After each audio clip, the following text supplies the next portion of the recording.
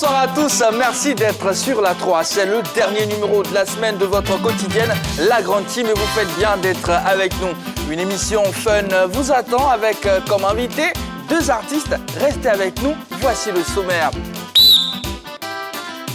Ce soir, dans La Grande Team, des nouvelles fraîches dans LGT News. C'est vendredi, Angelo Basta et Fromage et Jess sont nos 2 invités pour faire le show. Bon début de week-end en compagnie de JB et son équipe.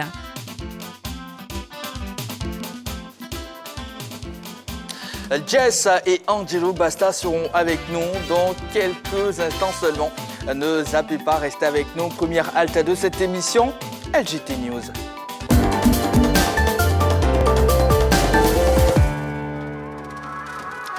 Côte d'Ivoire, le ministère des Sports, avec à sa tête le ministre Paulin-Claude Danhaut, a organisé la cérémonie de restitution de la cartographie des fédérations sportives nationales dans le cadre de la mise en œuvre de la politique nationale des sports 2021-2025 hier jeudi à Cocody. Cette rencontre s'est tenue en présence de 82 fédérations existantes. 53 bénéficient d'un agrément et 29 sont en attente de leur agrément. Le pari et les actions du ministère à l'avenir serait de réaliser une meilleure coordination et synergie des actions pour l'atteinte des objectifs grâce à la PNS 2021-2025. Écoutons le ministre des Sports, Paulin-Claude Danhaut. La cartographie a pour mission de nous permettre d'avoir un outil d'aide à la décision, assurer la présence des fédérations sur l'ensemble du territoire national pour qu'elles puissent jouer leur rôle d'animation, de détection et surtout de donner de la visibilité au sport. C'est ainsi que nous pourrons créer un écosystème favorable au développement de l'économie sportive. Allez, un mot de tennis à présent. Arina Sabalenka et Daria Kasatkina seront bel et bien au Masters. Bien qu'éliminées du tournoi de Guadalajara, elles seront à Fort Worth, au Texas, pour le Masters qui réunira les 8 meilleures joueuses de la saison à partir du 31 octobre. Elles rejoignent ainsi Iga Swiatek, Ons Jabeur, U23. C'est ce samedi que les éléphants U23 en découdront avec leurs homologues nigériens dans le cadre du dernier tour aller qualificatif. Emerse Faye et ses hommes ont mis à profit cette semaine pour procéder au dernier réglage, histoire de mettre tous les atouts de leur côté pour revenir de cette expédition avec la victoire dans leur besace. Le match retour aura lieu à Yamoussoukro le 29 octobre prochain. Allez, un tour en Turquie à présent. Max Alain Gradel ne pouvait espérer mieux après des débuts mitigés avec Sivasspor.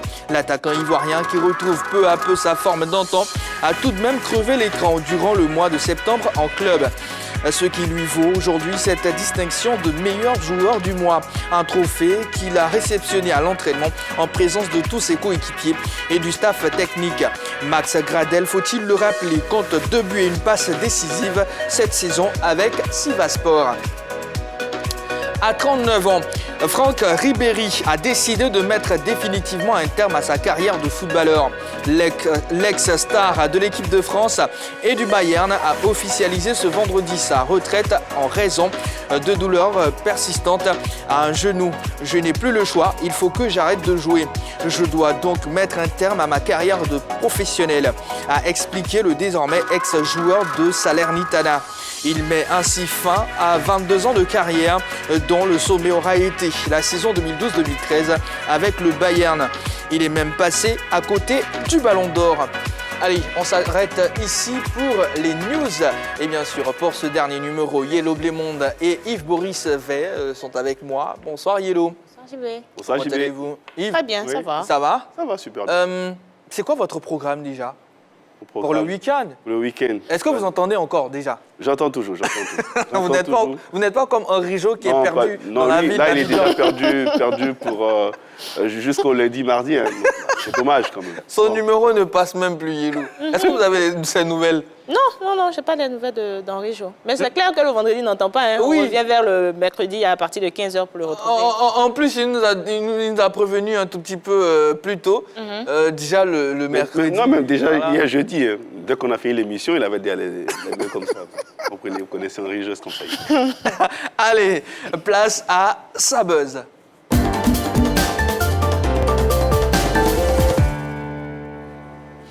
On en sait un peu plus sur ce qu'on peut qualifier d'affaire Cristiano Ronaldo. S'exprimant ce vendredi en conférence de presse, l'entraîneur de Manchester United, Erik ten Hag, a révélé que le joueur portugais a refusé d'entrer en jeu face à Tottenham mercredi dernier.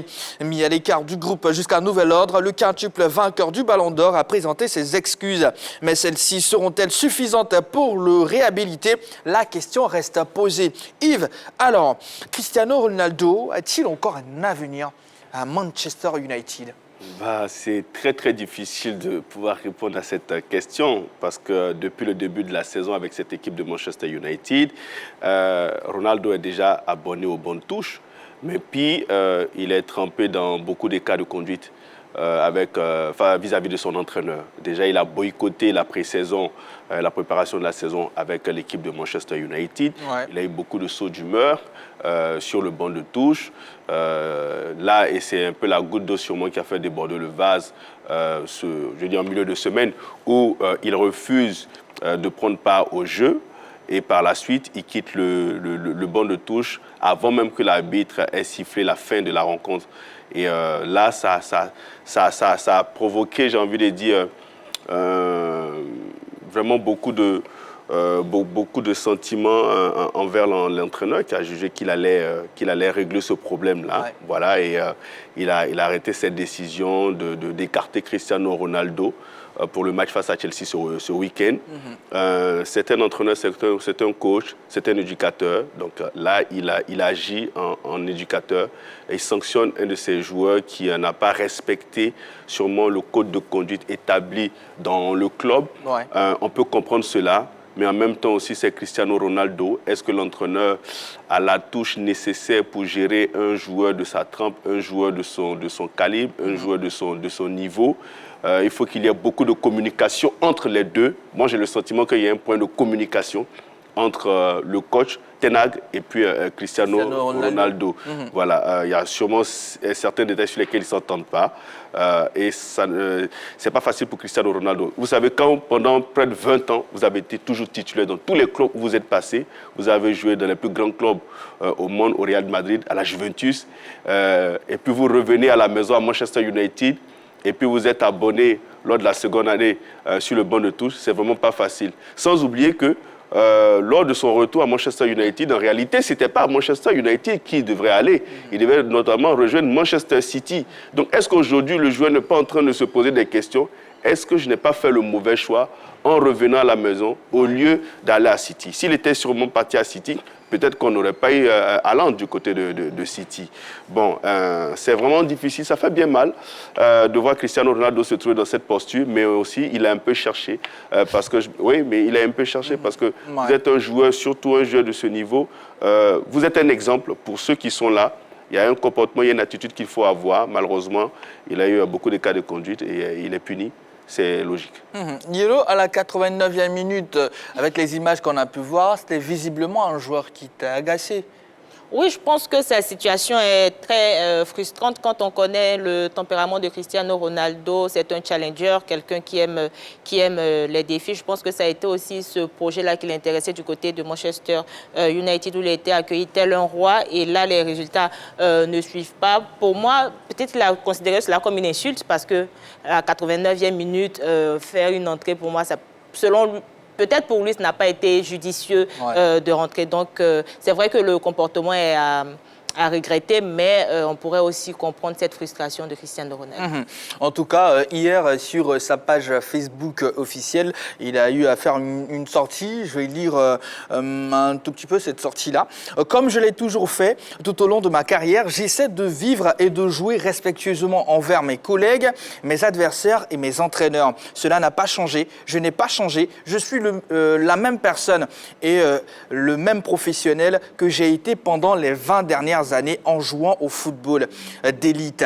Et le respect a toujours joué un rôle très important dans mon processus décisionnel. J'ai commencé très jeune, les exemples de joueurs les plus âgés et les plus expérimentés étaient toujours très importants pour moi. Par conséquent, plus tard, j'ai toujours essayé de donner l'exemple moi-même aux jeunes qui ont grandi dans toutes les équipes que j'ai représentées. Malheureusement, ce n'est pas toujours possible et parfois la chaleur du moment devient le meilleur de nous. Oui. C'est un peu un mea culpa. C'est vrai que c'est pas tout. Hein, c'est pas tout. Voilà, il y a d'autres propos à la suite, mais c'est un peu un mea culpa, comme s'il reconnaît un peu son tort, cette attitude. Comment? Il reconnaît beaucoup. Donc, je pense que déjà, pendant un tel communiqué sur ces différentes pages, le joueur, je pense que c'est un peu un appel de pied qu'il fait à Ten Hag, de lui pardonner un peu cette faute. Maintenant, est-ce que Ten Hag va entendre ça de cette oreille? Parce que je crois que l'entraîneur a envie de se faire respecter aussi. Il a envie que son autorité soit respectée. Et je pense que la sanction, je crois que c'est 1 mois, hein, si je ne me trompe pas. Pour le moment, il doit s'entraîner avec les moins de 21 ans.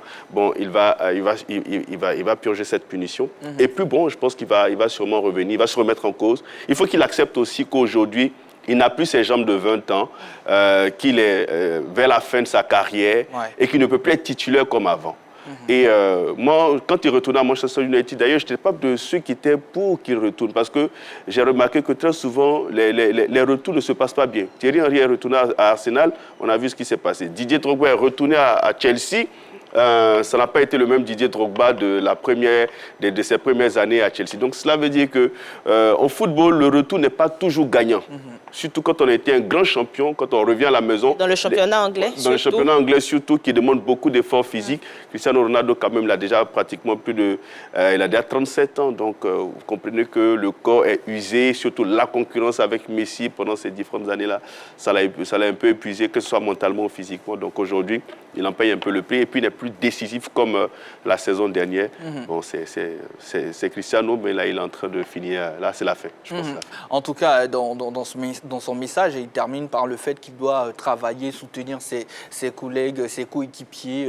Et il reconnaît, c'est un tout petit peu un mea culpa, Yves, comme vous le dites à l'instant. Alors, mais derrière, est-ce que le fait qu'avant l'arrivée d'Eric Ten Hag, dresser une liste d'indésirables sur laquelle on retrouve Cristiano Ronaldo, Eric Bailly, qui est à Marseille aujourd'hui, n'a pas jeté un tout petit peu les prémices de cette collaboration un peu effritée qu'on a aujourd'hui?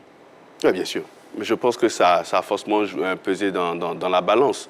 Parce que quand Ten Hag doit arriver, c'est vrai qu'il parle de ça avec les dirigeants, mais formellement, il ne le matérialise pas. Mais il en parle parce qu'il est venu pour reconstruire en réalité l'équipe de Manchester United. Donc, on ne reconstruit pas avec du vieux, on fait avec la jeunesse. Donc, on reconstruit avec de nouveaux joueurs à qui on va inculquer un style, une nouvelle façon de voir, une identité de jeu. Malheureusement, dans le groupe, il y a Cristiano Ronaldo qui s'est montré performant la saison dernière. Donc, aujourd'hui, quand un monsieur comme Ten Hag arrive, il doit avoir le discours pour un joueur de sa top. Regardez Messi du côté du Paris Saint-Germain. Hier, on a failli faire un peu la comparaison sur le plateau avec Henri Jo. Je disais, ils n'ont pas le même statut. Messi joue. Galtier ne peut pas se permettre de mettre Messi sur le banc de touche. Même si Messi n'a peut-être plus la grande influence, mais vous voyez que Messi est toujours titulaire. Mais, décisif surtout. Voilà, est décisif. Mais Messi ne termine plus les matchs, si vous remarquez bien. Il est toujours sorti à la 70e minute, à la 75e minute, parce que Messi ne peut plus jouer 90 minutes aujourd'hui. Ça, c'est une réalité. Donc, il faut ménager des joueurs de cette trempe-là, comme les Cristiano Ronaldo, les Lionel Messi. Est-ce que c'est parce qu'il essaie de faire avec Cristiano Ronaldo et que ça ne passe pas véritablement avec Cristiano? Oui, mais sur combien de matchs Cristiano est resté sur le banc? Vous savez que c'est un compétiteur, on l'a toujours dit, c'est un compétiteur, c'est quelqu'un qui a envie de gagner, c'est quelqu'un qui a toujours envie de marquer, qui a toujours envie d'être au devant. Donc, il faut savoir le ménager. C'est vrai qu'il peut ne pas jouer un match aujourd'hui, mais l'autre match qui suit, il faut qu'il soit titulaire. On a vu des rencontres aussi où que Cristiano ces entrées Ronaldo n'ont pas été convaincantes parce qu'il ne s'agit pas d'être Cristiano Ronaldo pour pouvoir... En championnat, c'est pour le moment, c'est un but inscrit pour lui depuis le début de la saison. Peut-être que ça ne convainc pas l'entraîneur, il décide de le mettre sur le banc. Yellow, est-ce que vous pensez que la Coupe du Monde qui arrive dans moins d'un mois, très bien sûr une opportunité pour lui, je ne doute en aucun cas du niveau ni de tout ce qu'il a pu faire, Cristiano Ronaldo, mais est-ce que vous pensez que c'est une opportunité pour lui de se remettre à niveau? Je pense qu'il le faut. La Coupe du Monde est la bonne lucarne pour Cristiano Ronaldo de pouvoir, je vais dire, répondre à ses détracteurs, de pouvoir se mettre à niveau. C'est vrai que l'effectif change, l'effectif de la sélection et du club, c'est différent. Pareil aussi pour l'entraîneur, mais je pense que cette Coupe du Monde-là pourra lui donner de l'air frais, il pourra mieux jouer. Pourquoi pas, cela pourra se faire ressentir dans son club. Moi, la bande griffe, c'est le haut patron. Là-bas, non, en sélection, oui, c'est le patron de sa sélection. Il est très respecté dans le groupe portugais, mais on a vu pendant les éliminatoires de la Ligue des Nations, il n'a pas été performant aussi. Donc, on constate que... C'est un indice. C'est un indice qui montre qu'aujourd'hui, Cristiano Ronaldo, il a vraiment baissé. Il a vraiment baissé. Est-ce le fait que son faible temps de jeu du côté de Manchester United est la conséquence aussi de ses mauvaises performances avec la sélection portugaise? On peut dire oui, parce que autant Cristiano Ronaldo n'est pas performant avec Manchester United, autant il ne l'a pas été avec la sélection portugaise. Donc aujourd'hui, on constate que c'était Cristiano Ronaldo moins tranchant, moins performant, moins percutant. Est-ce que c'est une garantie qu'il ne pourrait pas renaître de ses cendres aussi à la Coupe du Monde? Mais à la Coupe du Monde, cette année, la Coupe du Monde, ça va être très, très disputé. On le sait, il y a beaucoup d'équipes qui ont bien envie de remporter cette compétition. Est-ce que la sélection portugaise pourra résister face à ces grandes nations telles que la France, le Brésil, l'Argentine et consorts? Bon, on attendra de voir, mais la Coupe du Monde reste la Coupe du Monde et Cristiano Ronaldo de toutes les Coupes du Monde qu'il a pu jouer, il n'a jamais été aussi performant en Coupe du Monde qu'avec les clubs. Je crois que c'est en 2006 où il s'arrête en demi-finale, je crois que c'était face à la France. Mais après ça, on n'a vraiment pas vu Cristiano Ronaldo tranchant en Coupe du Monde. Mais bon, ça peut être peut-être aussi sa Coupe du Monde. En tout cas, Cristiano Ronaldo veut participer, il va participer à la Coupe du Monde et même à l'Euro en 2024. Yves, je parle sous... Oui, il a signifié. Il a dit clairement. Il a dit c'est lui qui décide. Quand il va arrêter, c'est Cristiano Ronaldo. Forcément, il pourra trouver un club après Manchester United, mais plus un club de haut niveau. Parce que tous les grands clubs aujourd'hui ne le veulent plus en réalité. Voilà, parce que Cristiano Ronaldo, il prend beaucoup de place dans le vestiaire. En tout cas, le refus de voir Cristiano arriver à Chelsea a coûté la place de... la place à Thomas Tuchel, du côté de Chelsea. Oui, mais Thomas Tuchel a payé les frais. Il a payé les frais du refus d'enrôler Cristiano Ronaldo. Bah, vous comprenez tout simplement qui il est, quel joueur, sa dimension. Bon, c'est vraiment... c'est un peu tragique quand même pour Cristiano Ronaldo cette saison. Allez, les futures destinations que vous conseilleriez, j'ai envie de dire, à... Ou... Là, au début, il ne veut pas s'arrêter, en début de saison, je ne sais pas trop, mais il pourrait peut-être essayer. Arrive à grands pas. Il pourrait peut-être essayer le championnat allemand, peut-être là-bas. Sinon, non, je ne sais pas. Mais quel club pour l'accueillir? Moi, je vois 2 clubs. Au championnat allemand, pourquoi pas. En Bundesliga, il peut aller à Dortmund. Mais après, il va falloir baisser son salaire. Il faut accepter aussi de baisser son salaire. Ça, c'est la première des choses. Ou à Marseille. Là-bas, il sera comme un dieu. Il sera adoré parce qu'on sait que le public marseillais aime les joueurs stars. Et là, je pense qu'au début du mercato, lorsqu'on a soufflé le nom de Cristiano Ronaldo, il a commencé à avoir de l'effervescence du côté de la Canebière. Donc, il faudra aussi revoir le salaire. Mais il va falloir aussi revoir le salaire. S'il a toujours envie d'être sous le feu des projecteurs, aujourd'hui, il y a des choses qu'il doit accepter, baisser son salaire.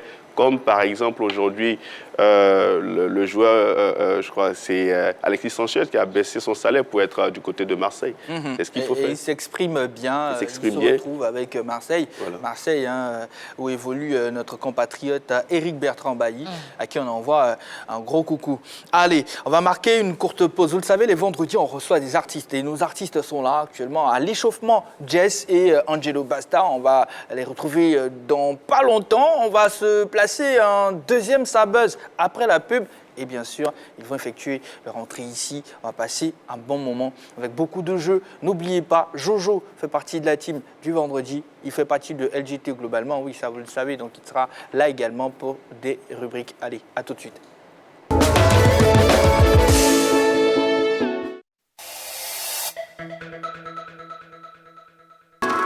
Ce qui fait jaser sur la planète sport est traité dans notre rubrique Sabuzz. Et ce soir, deuxième Sabuzz.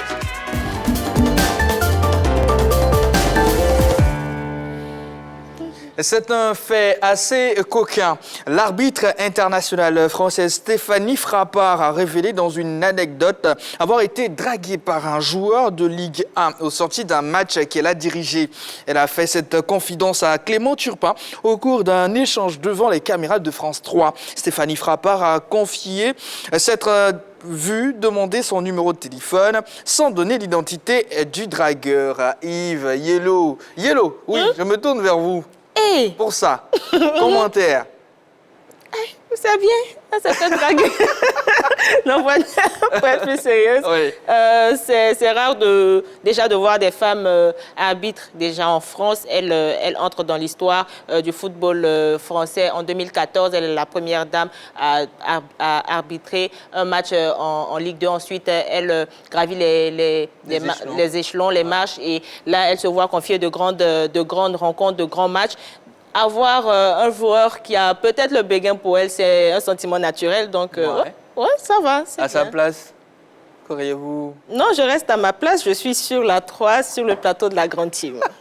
Bon, bah, après, je me pose une question. Est-ce que le fait simplement de demander le numéro d'une personne, cela signifie qu'on l'a dragué? Enfin, là aussi, je me pose, je m'interroge. On sortira après. Vous sortirez quoi? On va rejoindre Henri Jo après. Uh-huh. Je ne sais pas où il est, mais en tout cas, je vais vous observer. Vous allez m'observer. Ouais. Il prendra les numéros.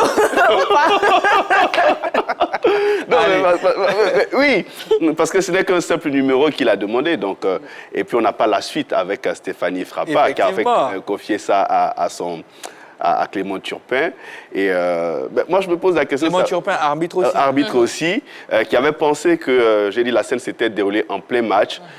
Pourtant, ce n'est pas le cas. C'est plutôt à la fin du match, sûrement dans le tunnel, dans les vestiaires, que ce joueur-là a sûrement fait cela en demandant le numéro 2. Peut-être que c'était pour la féliciter après. Mais ça se fait là tout de suite, Stéphanie. Oui, bon, voilà. Ou peut-être pour l'inviter, ça peut être pour l'inviter une relation amicale. Maintenant, après, est-ce que c'est possible? Parce que quand même, elle est arbitre, elle est censée diriger des matchs et puis vraiment être équitable. Bon, si elle commence à tisser peut-être des liens assez poussés avec certains joueurs, est-ce qu'elle sera toujours, voilà, est-ce qu'elle va toujours avoir cette qualité de l'équité dans ces matchs? Maintenant, après, moi, je me pose des questions. Et si c'était un joueur homme qui avait demandé ça aussi à un arbitre homme, on allait considérer ça comment?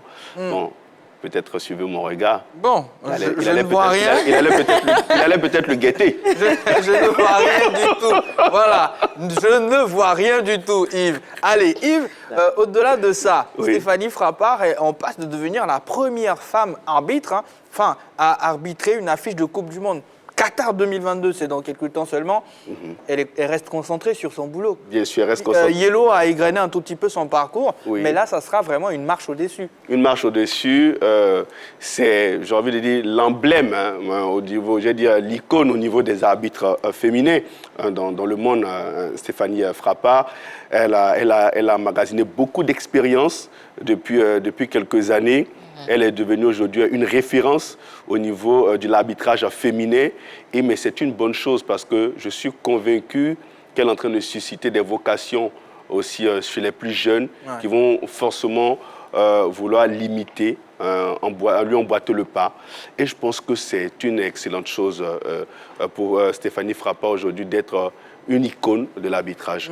Deux autres dames seront également à cette compétition. Oui, deux autres dames seront à cette compétition-là. Je crois qu'il y a une japonaise et une autre dont j'oublie la nationalité, mais elle ne sera pas la seule dame. Je pense que j'espère aussi que le profil de Stéphanie Frappart sera copié ici en Côte d'Ivoire parce qu'il y a peu de dames arbitres dans le championnat ivoirien et peu de dames aussi qui arbitrent, par exemple, la CAN ou des rencontres continentales. Donc, on espère que ce modèle-là sera reproduira en Côte d'Ivoire et pourquoi pas en Afrique.